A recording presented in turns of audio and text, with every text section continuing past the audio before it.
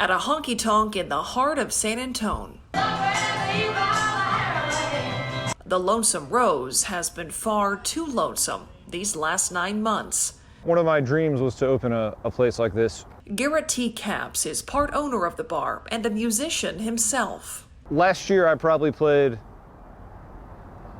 80 shows all over, whether it's San Antonio or Barcelona. But this year I've probably played like 10. So finally seeing sights and sounds like this after being allowed to reopen. Way more than just music to his ears. Today is the culmination of lots of social suppression. As a live performing artist and talent booker, it makes me happy to throw like a really fun fiesta. So this is our best, this is the best way we can do that while staying safe. Staying safe for all of us has been the goal in 2020, but it's come at a cost. The Lonesome Rose, just one of countless bars and live performance venues that were forced to shut down because of the pandemic.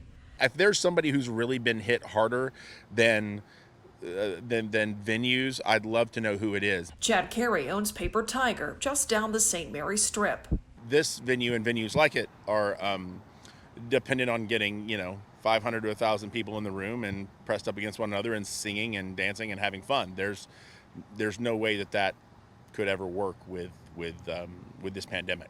So crowds went away, stages went silent, and revenue went tumbling. Most people in this business do it primarily out of love for live music and for the experiences that come from that.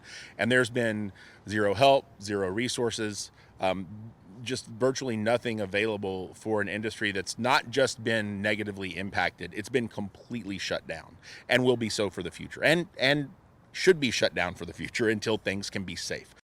Venues had to create money-making opportunities where they could. At the Lonesome Rose, they sold T-shirts and eventually took advantage of grants to help out small businesses. Before we knew those were happening, we kind of just had to put our faith into the idea that everyone was in this together. So something's going to happen. Hopefully we don't get screwed. Blaine Tucker is behind an effort to make sure that doesn't happen. An attorney by trade and owner of The Mix, another bar and live music venue along the St. Mary's Strip, he knows firsthand the struggle to stay afloat in 2020. Well, there really aren't any opportunities when you see a decline in revenue by 95%.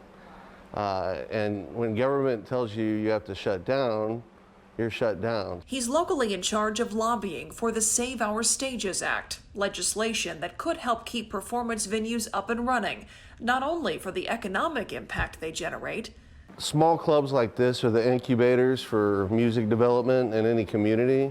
With venues empty, cash registers and tip jars suffering the same fate, employees have had to make sacrifices.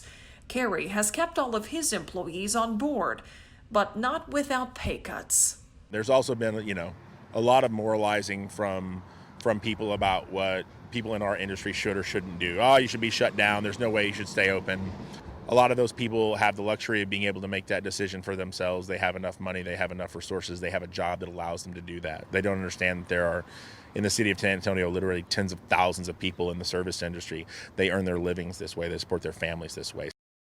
Now with COVID-19 cases on the rise once again, these bar owners are faced with the uncertainty of possibly having to shut down again. What would that mean for their employees, their own livelihoods, the bars that they know will not survive that, and the future of live music in San Antonio? At this point, I'm surprised that we're even open. I think without any kind of unified national strategy, there's not a lot of clear direction. And the sort of push-pull between local control and state government in Austin, it's anybody's guess. It's just about pushing forward and chasing the trail of breadcrumbs that doesn't really exist right now. Everyone wants to work, but I mean, it's scary. I've wanted to take care of the people that work in our places first and foremost as best I can. I'm not a rich guy, I can't do that forever,